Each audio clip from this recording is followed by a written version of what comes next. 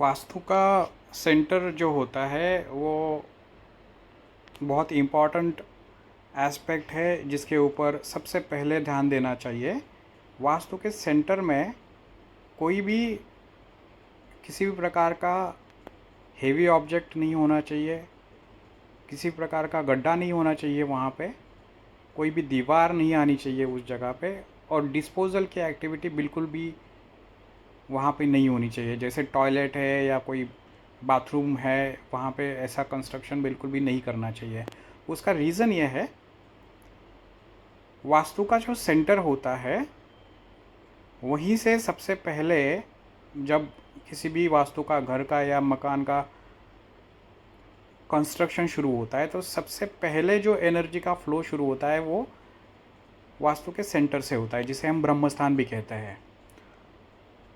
जैसे माँ के पेट में जब बच्चा होता है और उसको वो माँ से जो कनेक्टेड होता है वो नाभि से होता है, और वहीं से उसको नोरिशमेंट मिलती है, वहीं से उसका खाना मिलता है। तो उसी प्रकार वास्तु में भी ऐसे ही होता है। वास्तु का जो सेंटर होता है जिसे हम ब्रह्मस्थान भी कहते हैं, वहीं से एनर्जी का फ्लो शुरू होता है और पूरा वास्तु बनता है at the time of construction. तो वहाँ पे हमेशा याद रखना है कि कोई भी हेवी ऑब्जेक्ट, टॉयलेट वाली एक्टिविटी या टॉयलेट का कंस्ट्रक्शन बिल्कुल नहीं करना चाहिए। ख़ास करके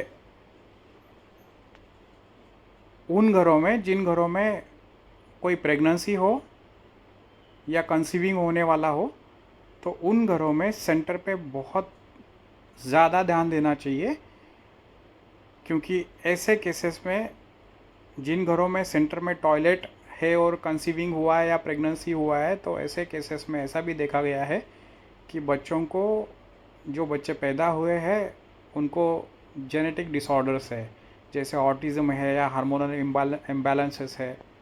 तो ऐसे टाइप के डिसीज़ेस वहाँ पे देखे गए हैं। तो वास्तु में सेंटर को सबसे प्राइम इम्पोर्टेंस दिया जाता है, जिसे हम ब्रह्मस्थान भी कहते हैं। तो ये सब चीज़ें आप ध्यान रखें। वास्तु का जो सेंटर है वो हमेशा खाली रखें, क्लटर फ्री रखें और अच्छा रखें।